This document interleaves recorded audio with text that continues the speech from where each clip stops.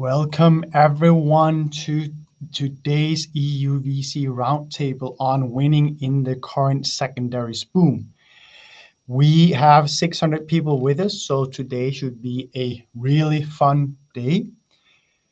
First of all, let me just tell you a little bit, and I'll start by saying that I myself am Andreas, and I'm joined as always by my dear co-host David, and we have put Hello. together Hello, David. And we've put together quite the killer panel because we have Schorge, founding partner of Isomer Capital, also the man that I call the architect of European venture, which he always smiles at and says, Andreas, don't do that. And of course, Isomer Capital is one of Europe's leading fund of funds and also a very active secondaries investor in Europe. So next to Joe, we have Kemper, and Kemper Al is the vice president or a vice president of Industry Ventures. He's also a very good friend of the EUVC pod. I think we've had him on just once, but we've tried many times, so we're very happy that we have him with us here today. And he's also a newly big father, so everyone, right? Congrats in the comment section and send nice pictures of your own baby so we can all think, this is amazing. If you don't yet know Kemper and Industry Ventures, you should, because they've raised 1.4 billion to invest in secondaries globally earlier this year. So that means that Kemper will bring both a global and a European perspective. That's amazing. And then finally, we have Martijn de Wever, CEO and founder of Floww and Force Over Mass. Force Over Mass is a VC fund, and Floww is a software provider to the European venture ecosystem that we will hear a little more about just now. Because maybe, Martijn, you would maybe just tell us a bit about how you tie into the secondary space and why you think that we invited you to come on this for this conversation. So basically, we build infrastructure for the complete private markets, and we address all these pain points that all the different players have. So normally, a lot of fintech players, they focus on just one party, but we build a full stack for companies raising capital, for instance, for funds managing their funds, a full end-to-end product that we're launching shortly, and for investors to invest in companies. And in funds. So by addressing the full ecosystem, we actually can solve potentially solve for creating more liquidity, both in primaries, and then next year we're coming to market with the secondary markets, backed by London Stock Exchange Group, a perfect partner to have alongside of me. They're coming to market with a centralized secondary market, and on the Floww side, we're coming to market with a bilateral secondary market, so sort of a decentralized secondary markets. Quite a lot of stack that we have developed, and it's pure fintech. So it's not only technology that solves problems around data and reliable data sources where we have actuals and forecasts and benchmark data to be able to do due diligence. But on top of that, we've integrated financial service providing to be able to provide custody, escrow management, client money, compliance suite to deal with raising of capital, whether you're a fund or whether you're a founder. So that kind of integration is beautifully put together to get rid of all these administrative nightmares that people have. So first, as a founder of a fund myself, I can attest to that you end up spending something like 80% of your time doing admin, and that means less time with the entrepreneur, and nobody likes that. So we developed some beautiful product around that. Yeah, and we'll get much more into that. I'm looking forward to a discussion about secondaries marketplaces and who they're relevant for, how they fit into the market and everything. But that's, of course, just a small bit of the conversation today, because the focus is going to be on winning in the current secondaries market, and there's many different strategies there. With us, as said, Schorge and Kemper, really two of your strongest players when it comes to secondaries, and really two guys who can really talk to the broadness of the asset class or the particular opportunity that secondaries present us with. But David, we are in a live event here, so maybe you would just tell us a bit about the house rules in a live event like this. More than happy to. First of all, thank you, everyone for joining, guests and audience alike. We have some very proactive fans of UVC who love to share some links that you should not follow on the comment section. I think that's the price of starting to have some reach. So I appreciate the support, but if you see that, ignore and or report.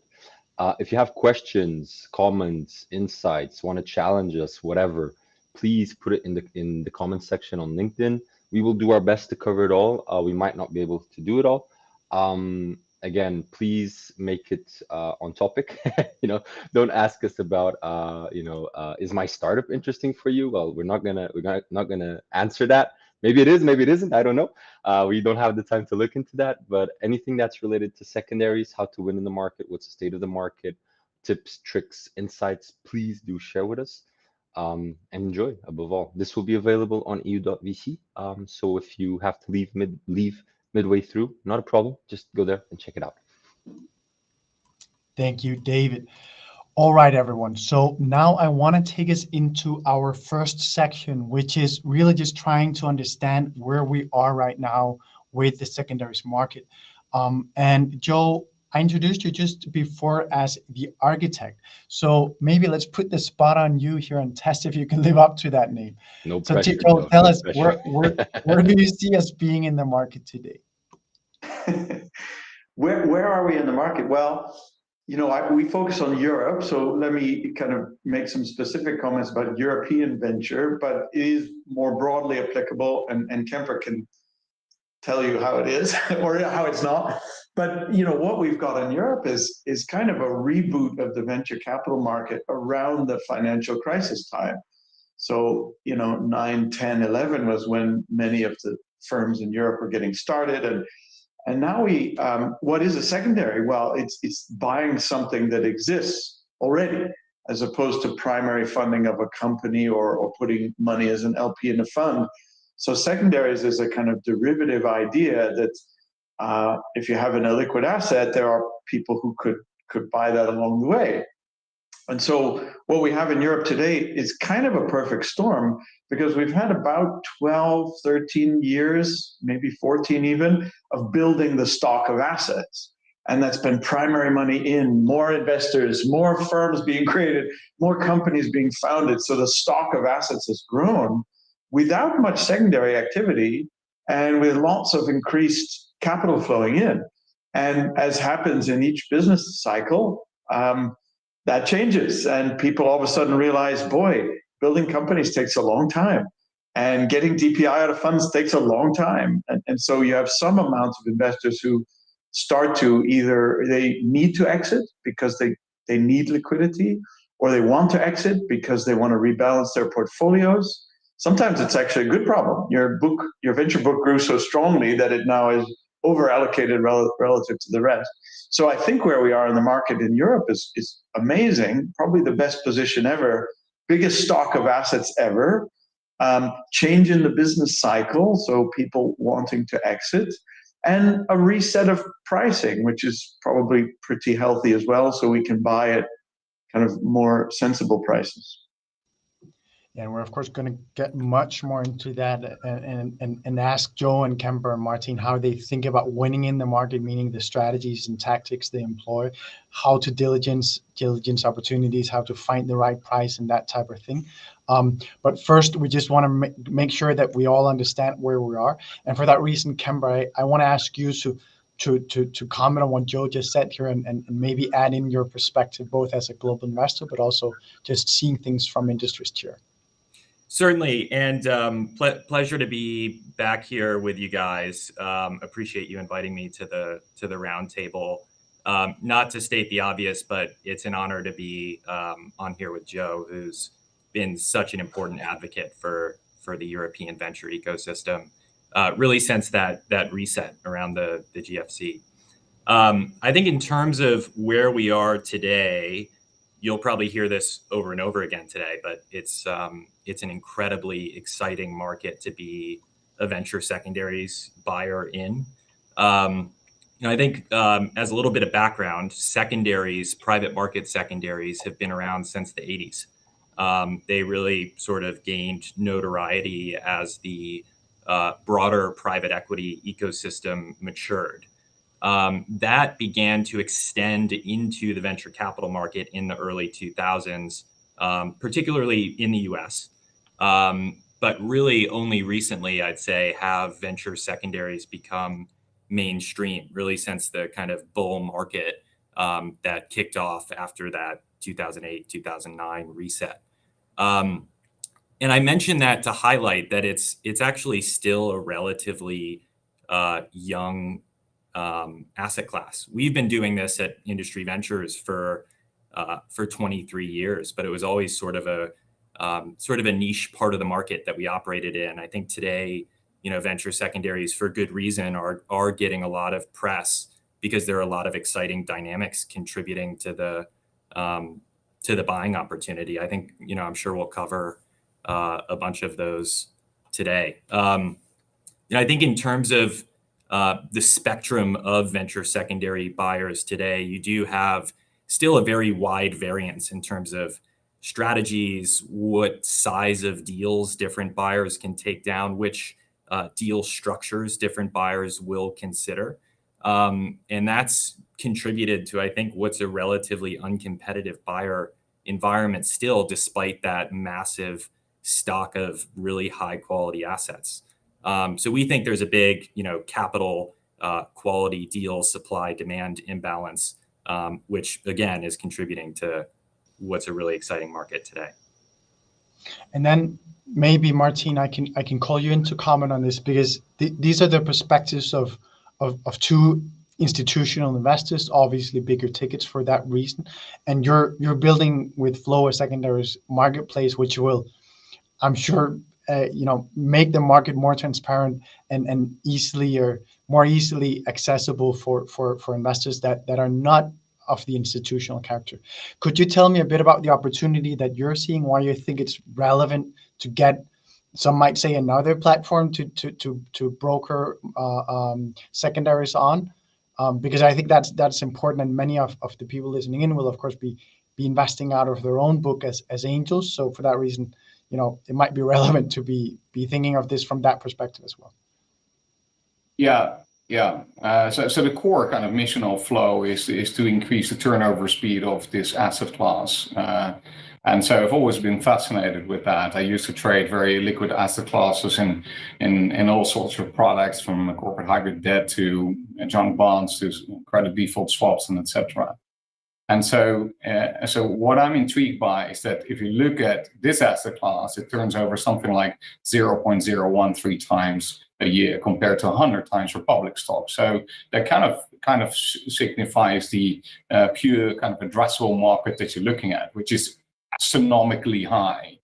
There are a lot of problems at the foundation of that, and how to resolve that, and how to actually get from a more analog way of actually doing deal making to a systemic way of actually turning over stock in the market. And one of them is obviously creating an infrastructure to do that. A second one is obviously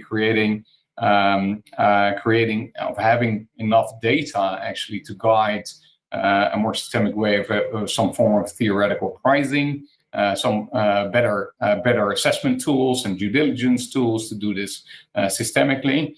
But I think one of the most important things is to sit on a framework where all the different players can actually interact with each other whilst safeguarding data privacy and letting private markets maintain private, so that people can do deals in isolation with a group of investors, with different VC firms, fund of funds involved, maybe pension funds involved, and in that way kind of create pockets of liquidity where everybody on a system can easily assess opportunities in a very fast way.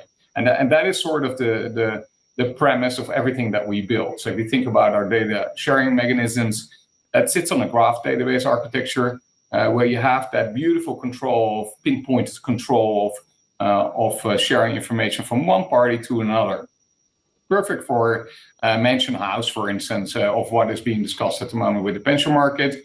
They would like to have an easier compatibility to the fund market, but they have a different way of working. And there are some other problems that we had to resolve actually to solve for that. So on one side, technical solutions and creating an infrastructure. On the other side, what I've always been intrigued by is that the structure and the nature of a fund, for instance, has been quite unchanged. If you take the GPLP structure, for instance, it's pretty similar as the structure of the 1950s. That's evolved a little bit, but not to the same speed as the technology itself. So what we have done in Floww, if you kind of deconstructed the fund as such, so that all the governance structure, ownership rights, custody, everything sits on a certificate, and the certificate can be traded at any point in time. And that will allow a new form of liquidity for funds as well. Can I ask you, Joe and Kemper, because I think obviously at UVC, as an example, one of the things we do a lot is, we try and bring accessibility to the venture asset class by allowing people to come in and invest smaller tickets. And part of what we do is, of course, secondaries transactions.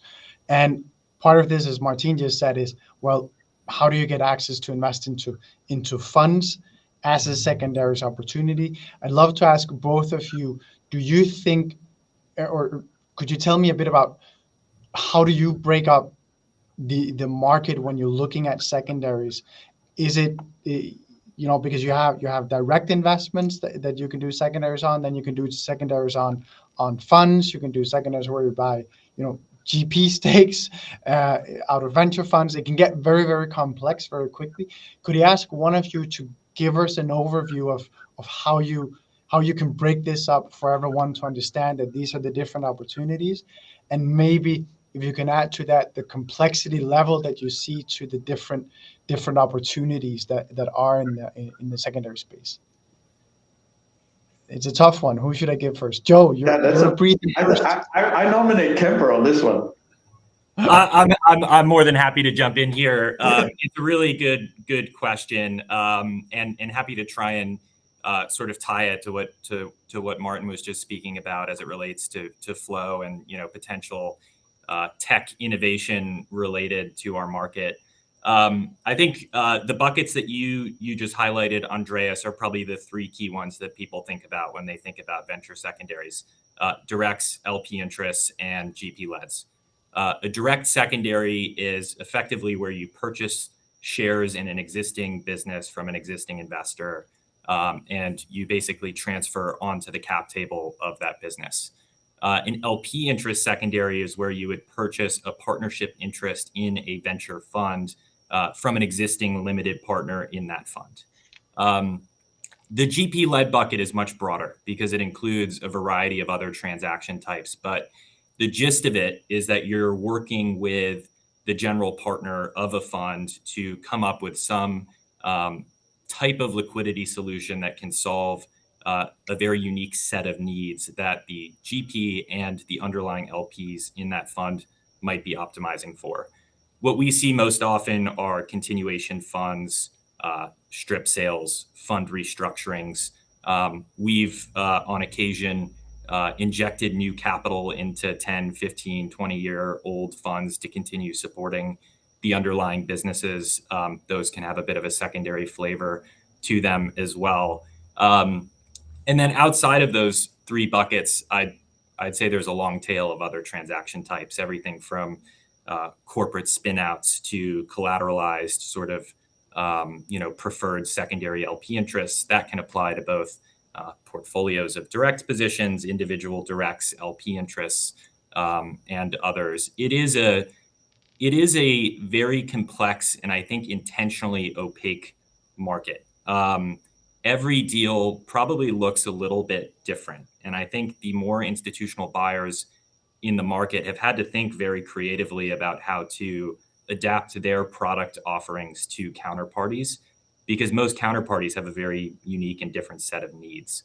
I also think that's why it's been very difficult to automate portions of our market to make it more efficient. I think there's a lot of room for innovation. Somewhat ironically, we operate, in tech, but what we do from a transaction perspective is still a relatively low tech part of the process.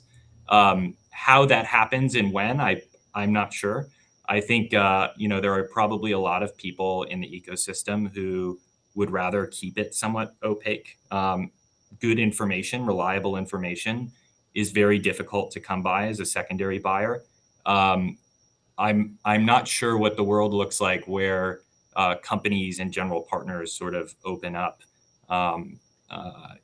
repositories of information for potential buyers to price assets. I think companies and funds are also very selective about who they want on their cap table, who they want in their partnership.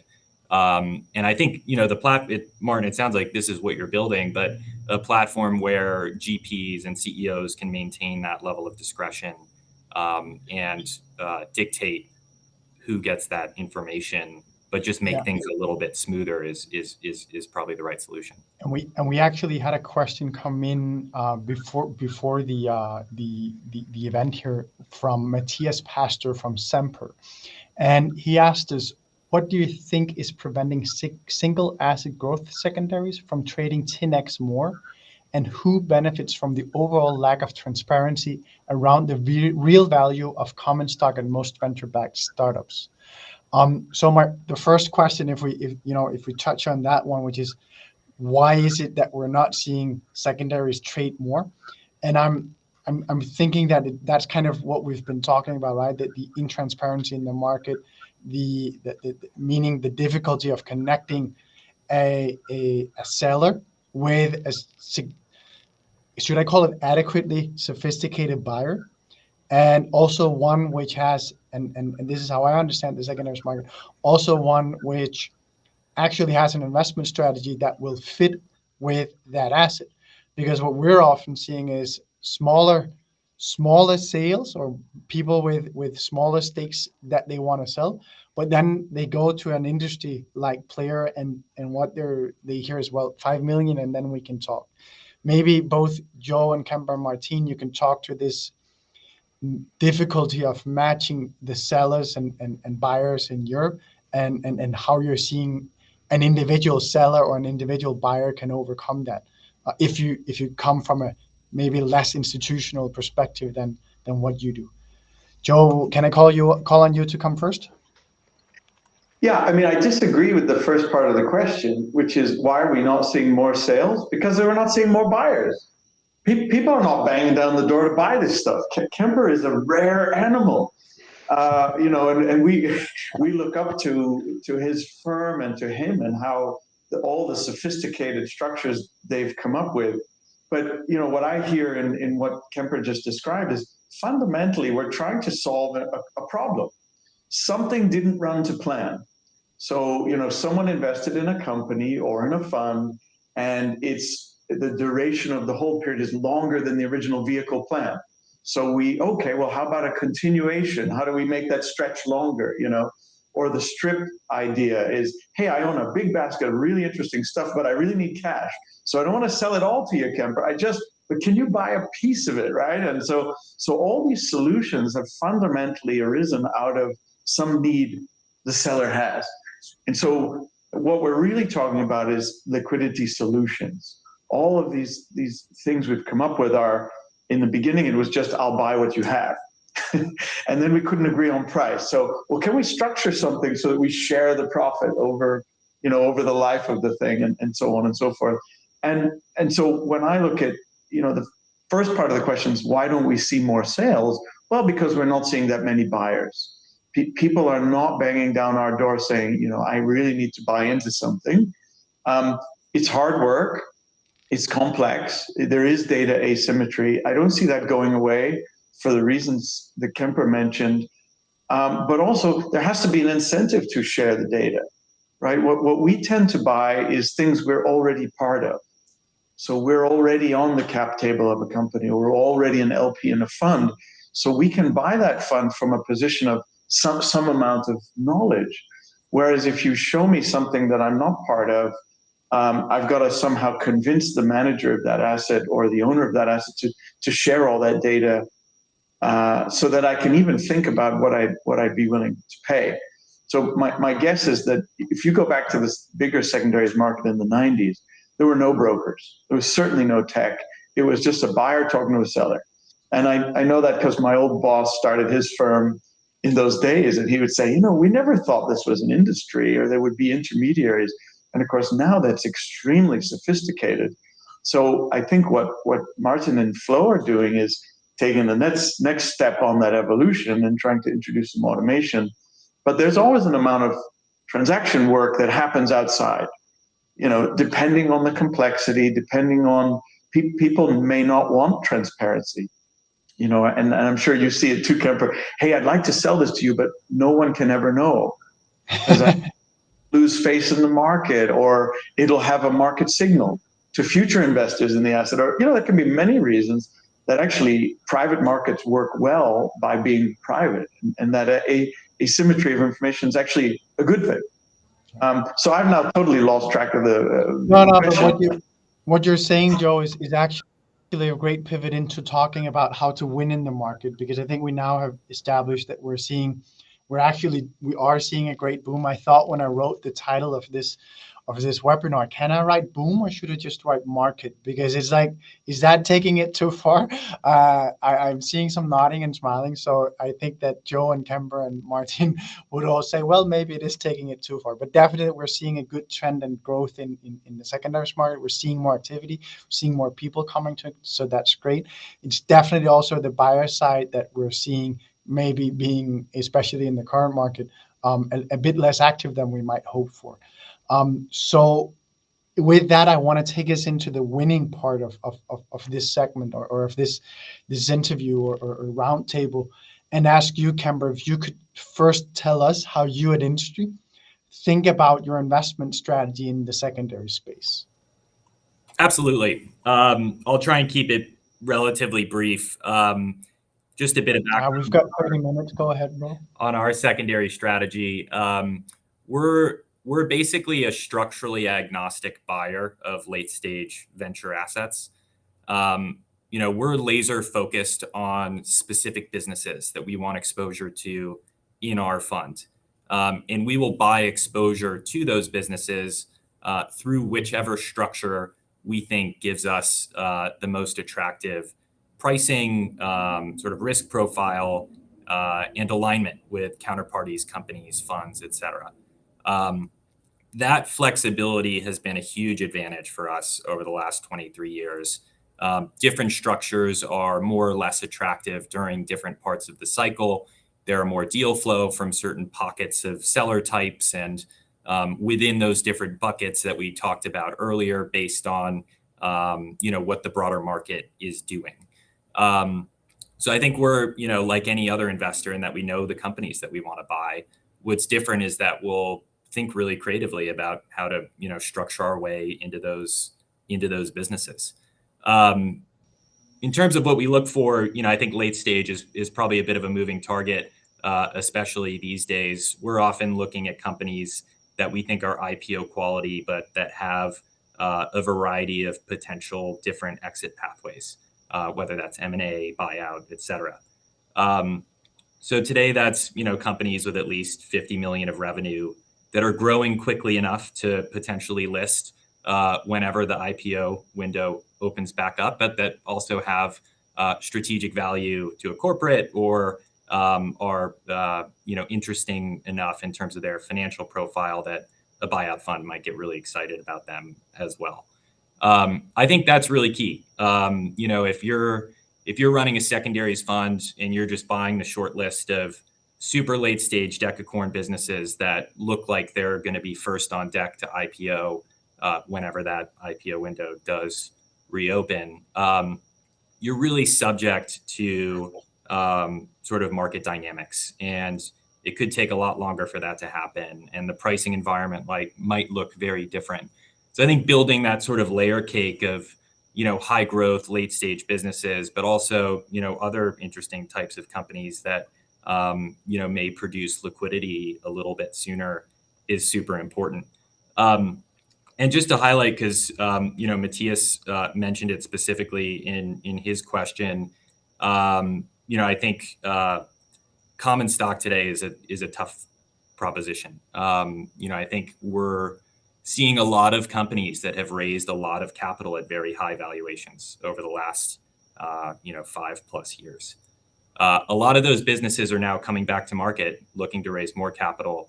And the structures of those primary financing rounds can be very onerous on the existing securities in those businesses, particularly so for common stockholders. And I think that's why you've seen, a lot of institutional buyers rethink where they want to buy in the capital stack. And for that reason, I think it's become a little bit more difficult to go sell a common stock position. So, I think in terms of where we're focused today, it's probably more on senior preferred securities, LP interests that consist of preferred securities, where we feel good about the residual value of those securities in a different sort of exit environment than what we saw in 2020, 2021. Yeah. I'd love to ask you, Joe, because before you said that the way you often buy secondaries in assets that you already know. Is that how you think about it purely, or do you also source outside of the existing pond and look like that? Well, so I should categorize. We relative to Kemper and industry, we have a tiny secondary program. And it's a part of our primary program, if you will. So we invest in funds, we co-invest in companies. And the way we've always executed secondaries since the day we started was really just to tell our partners, fellow LPs, the VCs we work with, company founders, hey, we're in this for the long term with you, but things happen along the way. We know that. So if you ever want to exit or need to exit, or you hear about another LP looking to exit, let us know. And it always is easy to buy more of something you know and love already. So that's we have a lot of data. We sit on a lot of LPACs. We sit on a lot of companies and so on. And so that's where we really start. And, if there's already a lot of flow just in that. We have over 2,000 companies in Europe in our portfolios. Our GPs have a couple of hundred funds they operate. So just sticking to that is already a really big flow. And it's been super value additive to everyone around the table, because a lot of the GPs we've done secondaries with, they never did a secondary before. They don't know what it is. They're young firms themselves. So we find we do a lot of education. Well, here's how it works, and here's what we would do. And then pricing is always, you're kind of hinting at it, Kemper. I think everybody has the last round valuation in their mind. Well, that's what it's worth. And companies are not worth A or B. They're worth what someone's willing to pay, either on a primary round or later, just like the stock market. Pricing is what somebody bought the last share at, right? So what we often find ourselves saying is, well, if we own this asset today and we look forward, what do we think could happen? When would it exit, and what sort of price? And if you kind of discount back by your target return, you have the price you'd be willing to pay. And you think, well, and we often find ourselves also saying, look, this is what we pay today. If that's interesting for you, great. If it's not, let's talk again in 3 or 6 months, because the world changes. The outlook changes, the revenue curve of a company grows, and we'll reconsider that in 3 months, 6 months. So it's also a very point in time kind of analysis of buying things. If I may jump in, guys, I'd love to pull in and reel in some of the questions and comments we've received so far. And to anyone listening in, please keep them coming. I'm doing my best to sort through them and pick the most relevant ones for everyone. I have a question that I'll put out there with our panel here, which comes from Christian Evans. Christian is joining from the US. Thank you for joining. And based on his LinkedIn profile, I guess he's a founder and an angel. And his question is around the fact, I'm going to read out now. Most retail investors struggle with completing proper DD and underwriting of these companies because we don't have access to the cap table, executive team, financials, etc. So with that being said, how do you bridge that gap to complete proper DD for these companies? I'd like to reframe this question slightly. Not necessarily retail investors, but less experienced investors or new investors into this space, because that is a bit of a broader group of potential individuals and organizations. Martijn, I'd love to really win and challenge you with this one. How can you bridge this gap? Yeah, this is one of the core, the earliest problems that we start addressing, and that is how do we increase the level of quality of data that we produce at Floww for parties to be able to make a good assessment whether to invest or not. And so we are a data processor compared to all the parties in the market that scrape and look for some truth in scraping the web.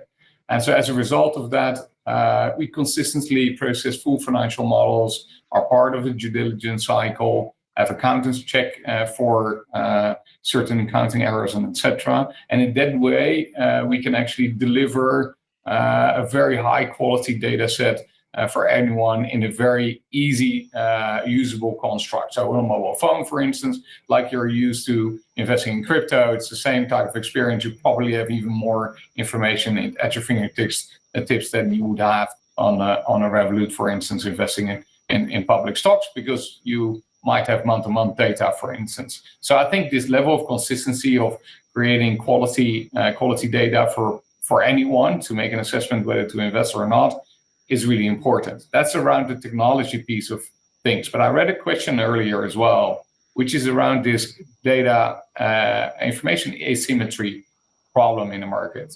And I love that problem because it's a very interesting one. And I think I completely agree with everybody else that you shouldn't fully democratize information to this, that everybody has the same set of information, because that's not how it works. The market would actually come to a standstill if you do something like that. I think people should have access to the information. If they have access to that information, and we just build a lot of tooling actually to process that more consistently and to build up data warehouses, and they have permission actually to that particular data warehouse of their ecosystem, a mini ecosystem, for instance. And so, but what we did do is say, if we run a primary market transaction on our platform, we run it through a vehicle, which is a unique type of SPV structure, tax transparent, but more importantly, it has data warranties on there. And the data warranties allow for the owner actually of the stock to bring somebody else up to par with the same information to make that assessment. And so with that combined with the technology, with pinpointed control, and with an alignment actually of the companies itself, so that they can start making money out of running secondary, even if it's a little bit money. But I think that full alignment of the players that are necessary actually to create liquidity, whilst not ruining the market by flooding it with everyone with information, I think that's the right construct. So you don't change the way people currently operate, you just make it a lot easier for people to run both primaries and secondaries. And when we run a primary at the moment, we say, okay, let's do it through the rails where we have secondaries by design. And we do the same kind of principle with funds. When funds are coming now to the new fund product, it's more flexible, it is rails where it has secondaries by design, both from a technical perspective as well as from a financial engineering perspective. Kemper, I'd love to ask you almost the same question, right? But from the non-tech angle, but from the investor angle. So because the question is really, that's how I think about it at least, how do you go about diligencing a deal and finding the right price for you? And I'd love to understand your take on this and be as concrete as you can when it comes to tactics and everything. And if I may, sorry for interrupting there, Kemper and Andrea, but if I may, I remember the first time I looked at a secondary, and someone in this panel helped me through that process. I learned something incredibly interesting, which is how important the timing is in that process of diligencing. So what I mean there is if we're talking about a fund secondary, it's very different if it's year 3 or year 10, right? It's a completely different DD process. Same applies for startups, right? Whether they're on the stage. So Kemper, I'd love if you could also expand a tiny bit on that. That would be super insightful. Yeah, that's a great addition, David. And yeah, just to maybe answer, your question, Andreas, as well as Christian's from my perspective, it's a really good one. I mean, secondaries are not just hard for retail investors; they're hard for professional investors too. And not to be too repetitive, because I think we've said this a bunch, but that's because good information is tough to come by in this market. I think Joe just said this really well, but there is a huge advantage to having an existing sort of broader platform when you're doing secondaries. We, like Isomer, invest in funds, invest in companies, and do secondaries across the spectrum of tech. That gives us a really interesting hunting grounds from a sourcing perspective, but also a massive data set off of which we can price a huge number of companies. We've got about 7,000 underlying portfolio companies today. So if we're looking at a portfolio, there's a pretty good chance that we have exposure to one or multiple of those underlying companies, and we get some level of financial reporting on those businesses, which gives us a big leg up. If someone, if an LP calls you and says, I want to sell you my fund interest, oftentimes the best set of data that you're going to get from that LP is the set of fund financials, which may just list the name of the companies and the cost and the value of those businesses, and their capital account statement, without any substantive information on the businesses themselves. So I think that's, as a retail investor or any investor without that sort of broader data set, I would have to imagine that buying that interest and pricing it accurately would be nearly impossible. So we leverage that sort of broader platform that we have to identify companies that we think are interesting, but also to do our DD work. That platform approach to venture secondaries, I think, is what works best. And for that reason, there is a big incumbent advantage in the market. You just said something, Kemper, that I have to ask you about. You said it without that data set and insight, I think that would be almost, a secondary deal would be almost impossible to do for me. Does that mean that if you were not with industry, but you had your own, say you had 5 million in the bank or something like that, you would say, no, I'm not doing secondaries because it's too hard? It's a good question. There was a sharp increase in retail activity in venture secondaries in 2019 through 2021, basically, because the category was producing fantastic returns. Those were record years of liquidity for the asset class. And you could go buy common stock, and sometimes that company would IPO in 3 to 6 months, and you could make a fantastic return. The equation changes a bit in today's market, or even just a normalized market, where you do the Christian asked about, how do you buy a direct secondary if you don't have the cap table? It's really tough because you don't know where your security sits in the stack. You don't know what proceeds that security is entitled to at different exit values, different exit types. So I would say with $5 million to invest in venture, I think that there are probably more sort of risk advantaged approaches to deploying that 5 million, where you get a little bit more diversification. You invest in a fund that does what we do, what Isomer does. There are plenty of them who are really good at it. I think. What if I get a secondaries in one of those? No, I'm kidding you. Joe, I want to ask you a question, and that goes to this whole notion of whether you can time the market or not, because Kemper just said, well, we had a lot coming in from 2019 to 2021 because secondaries performed very well. And obviously that then means that there were people that did make a fortune in that period by getting in and getting out. Would you say that secondaries is different from normal venture in the sense that the rule about not being able to game the market or time the market actually doesn't apply here?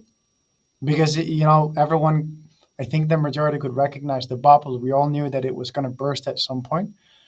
And then it's a bet on, well, if it's going to exit in 6 months, most likely, am I willing to take that bet that we won't crash before 6 months? Do you think, can you go about it as such as a retail secondaries cowboy? Well, no. This is my quick answer. So I wouldn't try to time the market. I don't think you can, and I don't think history is good. There are quick flips that work. I mean, Kemper and I watched them go by, and it's like, geez, why didn't I do that? That's amazing. But it's hard to figure out how much of that was luck and how much of that was skill.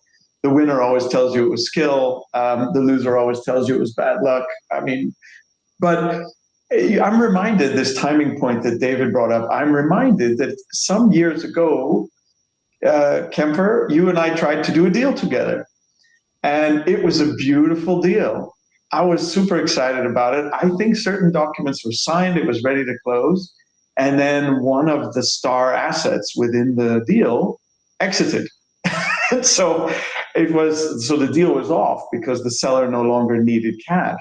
But it was an interesting, so I don't think you can time the market, but you can certainly time the asset. And the deal was kind of saying, hey, this is a great portfolio of assets. There's one in particular that looks like a skyrocket and it will exit. And I'll never forget, I was driving when the call came in to say, hey, good news and bad news. The good news is that star exit, it really is a star, and it just sold at a very high price. And the bad news is the secondary deal is off because the seller no longer needs to sell. So there's a really specific, and that was one of many lessons we've learned about timing. When you want to, we always ask a few questions. First of all, is this an asset we'd like to own or own more of? Because I believe in venture, you must buy high quality. The dispersion of returns is very high. So if you buy into something good, you can have a big upside. If you buy into something that's not working, you can lose everything, which is different than private equity secondaries, where they're more banded. But the second thing is, okay, if we do want to own more, can we get access to the management and the information? And maybe we have it already because of the platform effects that Kemper described. Or maybe it's simply that the GP in question is very open and communicative, or the company management. So if we would buy direct into a company, we'd always want to talk to the company itself. It would be very hard for us to buy, at least at this point, in sort of arm's length. So we talk to the CEO and we talk through, are you happy with this sale? How does, maybe you're involved, maybe you're not, but you need to approve it and so on. And on the way then, okay, we can get information, then can we see a time period that makes sense as a secondary transaction and a return that makes sense? And then you negotiate with the seller. So it is kind of a complicated thing. I don't buy that it's more complicated for retail than the rest of us. I think the difference is the platform advantage that Kemper describes is powerful. And because you will have all these information problems, you build the information access in advance.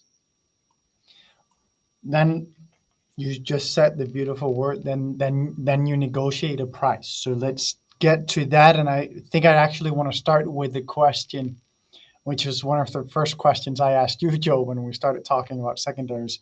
And that was, well, aren't there some rules of thumb that I can kind of, if it's a GP secondaries in year 2, then I should get about 20% discount, blah, blah, blah. Are there none of those, or are there some yardsticks that you can kind of use when you go about doing a secondaries transaction? I'll let whoever of you want to go first. Go first. Kemper, you look like you're about to unmute. Yeah, happy to take a stab at that one. I think Joe touched on how he thinks about underwriting earlier. We're very similar. We think about where a company is in its life cycle when we think it will exit, and what sort of valuation it will garner at exit.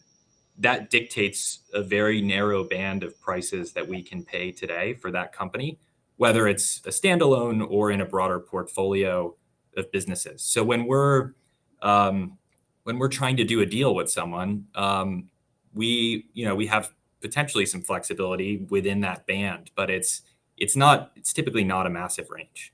So I think Joe said a bit earlier, we'll often say to folks, if we don't have pricing alignment, let's revisit in 3 to 6 months when we have more visibility into how the company's performing according to its plan for the year, or where the broader market is.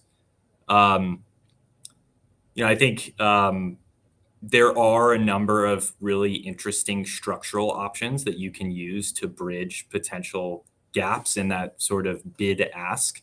Those are some of the structural innovations that we've touched on today during the course of the roundtable. Those aren't always a fit.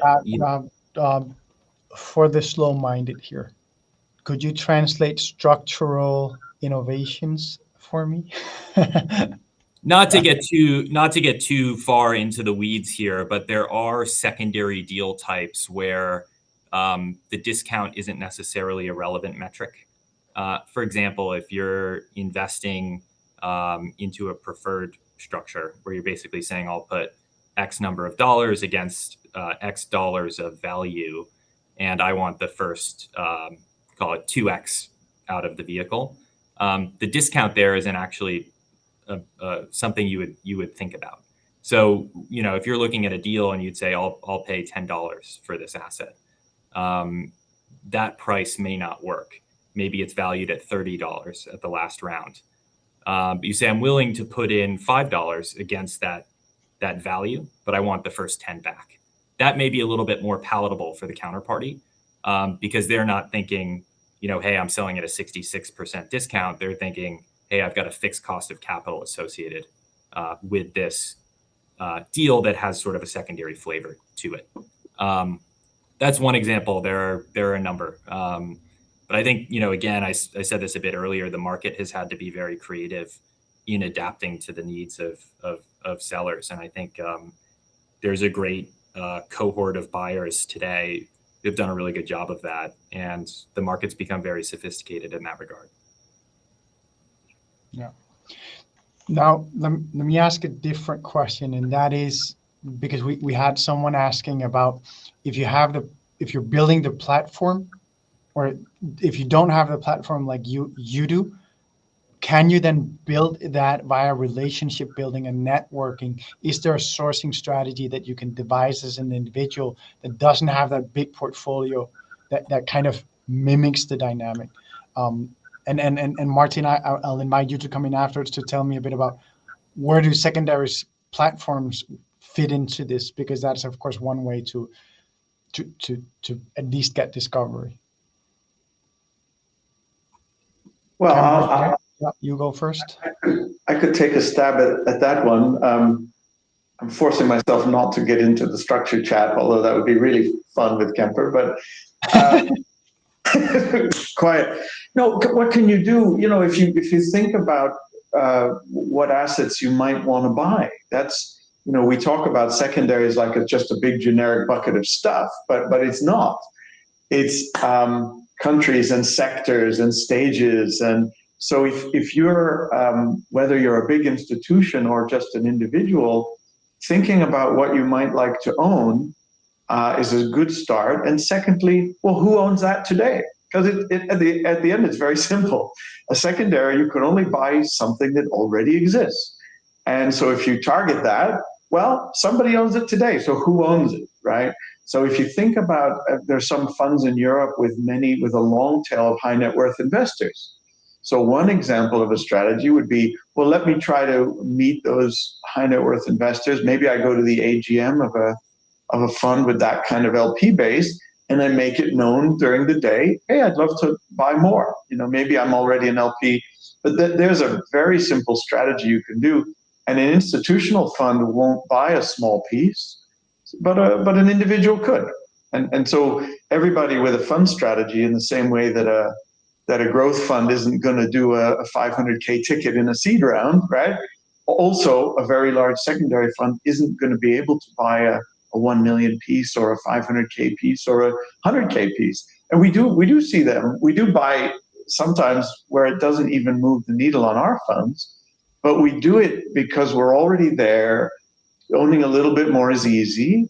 And also having being a good partner to some of our VCs means that maybe it's a small deal today and it's a bigger deal tomorrow. So we get those approaches where, hey, I've got a 200K piece and, you know, I'm buying a house. Sometimes I call it the Cash for Houses program, because more times than not, with these little pieces that come up, it's so funny. Well, why are you selling? Oh, my wife saw this house, or, you know, whatever is happening. I have a problem over here, and I need to get some cash. So I think there are different strategies in the different segments of the market.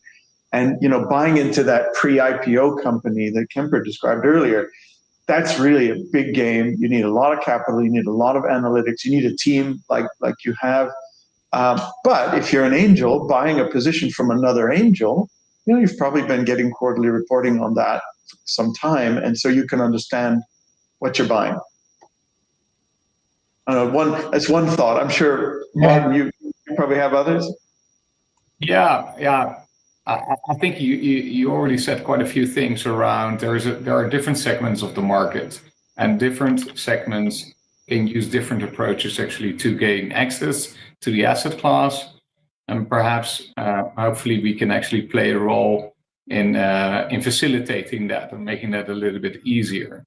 So I think bucketing, for instance, and creating risk buckets is something that is very interesting for pension funds, for instance, who want to gain access not to one company but to fintech as a whole, for instance, or AI and etc. And I think a lot of angel investors would also benefit from a more diversified approach towards venture, because the lack of large sums of money make it quite risky actually to put all your bets on and put them all in one basket. So I think what we are really working on is how do we create liquidity for different players in different mechanisms, bilaterally or centralized. And so when you have the big fund of funds like we have over here, it is much more pinpointed actually towards particular names out there, maybe reverse inquiry. Whereas if you have a pension fund, it will be much more gaining access to a well-diversified group of VCs that disintermediate that further, whilst maintaining control. So it's all, for me, it's all liquidity is quite is not just one place. It is all sorts of pockets of liquidity, and I think that you gain more the more you do in this space, the more transactions you have done, the more exposure you have to the different companies. Obviously, you have more data and you become better at it.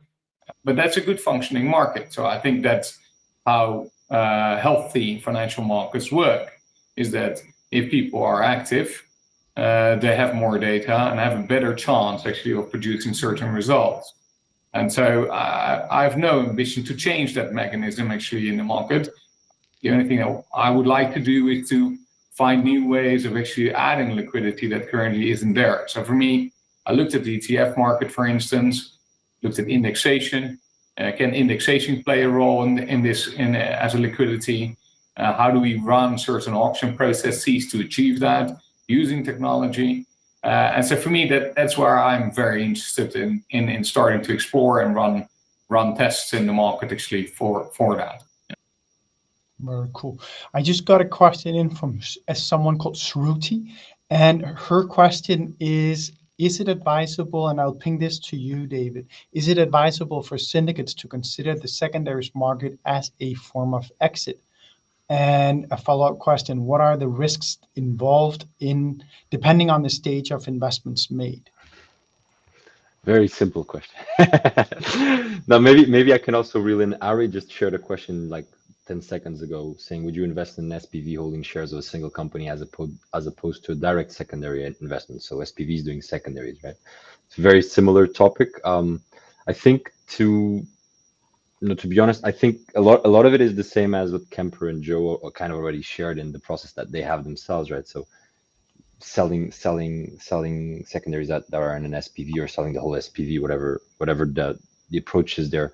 At the end of the day, it's what's the asset, or another, like who's the buyer, right? Who the hell would want to buy this? Because if it's an SPV that is doing small tickets, and then it's only part of that SPV, well, we just 10x the difficulty of that deal, because who's the buyer? Who the hell is going to buy that? If it's the whole vehicle, well, maybe there's something there. But again, who's the buyer and what's the asset? Because Kemper just said common stock being a tough one. That's where most SPVs, I think, are these days. They have common stock, especially the ones that we're seeing popping up everywhere. So can you actually pull off selling that? If you can, well, that's a cool start to the conversation. If you can't, that's that. But what I would say from what we see and the first few deals that we're doing, I think that it all comes down to the motivations of the players within that SPV. So in our specific case, we have high net worths, and we have families investing with us, right? They have very different motivations. And so would they all want to sell? Because that all leads us to the governance and decision making in SPVs, which is an incredibly complex and annoying and non-optimized setup in every single kind of SPV I've seen to date almost, right? And so if you can only do majority decision making, oh, okay, so everyone needs to want to sell, but also everyone needs to agree on the price to sell. Well, if you have 10 guys to agree on that, good luck. I think it's an incredibly hard deal to pull off. In theory, yes, of course, it's a great way to get liquidity. I haven't seen it done myself. But I think that's where platforms can play a role. Some platforms are doing, and I don't know, Martijn, if you have a very specific view to a topic like this. I don't know if this is something that you guys have a worldview on at Floww. Yeah, we've created quite a unique SPV, which is different from other VCs. We try to achieve something which is almost like the impossible for the SPV to remain tax transparent, to operate like a trust, and then be globally tradable. But we, basically meant that Latham went to work for about a year, and so it works as a depository receipt system. So in that way, you get quite close to the way a common stock would operate. But there are a lot of other SPVs out there. SPVs have been used for ages for different structures, just warehouse. And so, like with any structure, you need to understand the legal repercussions of the structure itself. So it will require quite a lot of work actually for it. So it depends a little bit, what has been put in that. Does it grant actually the amount of effort you want to put in there? So that's the complexity of private capital markets. And hopefully, that's why we run everything through the same structure. It's one structure. It is operated to operate globally, and it's designed for this. It's specifically and uniquely designed for this. But yeah, if you want to go structure by structure, you need experts. It's not easy to do that alone. It's not something I would recommend angel investor to jump in doing that.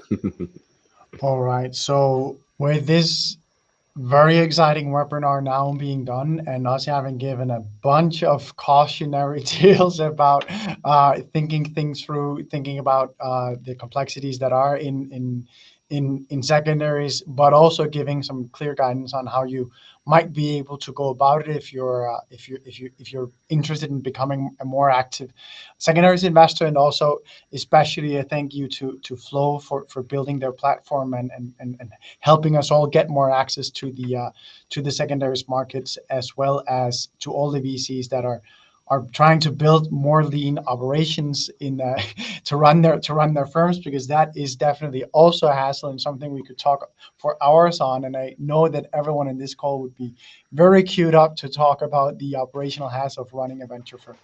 But everyone, thanks so much for tuning in and joining us for this roundtable. Joe, you've been amazing as always. Let's bring the architect's face up there. That's the guy you want to go to. In the middle of the matrix, we've got Kemper here, smiling, laughing. He's a happy daddy. Send him huge congratulations on that role. I want to thank you again, our dear friend. We are so happy you joined us, Martijn. And David, my dear co-founder, thank you for being my best friend and buddy. And now I'll just say bye to everyone and thank you all for joining us. Don't forget to head on over to eu.vc to stay in the loop with everything venture, and go to Floww.io and keep an eye out for their fund services as well as their secondaries marketplace when it comes out live.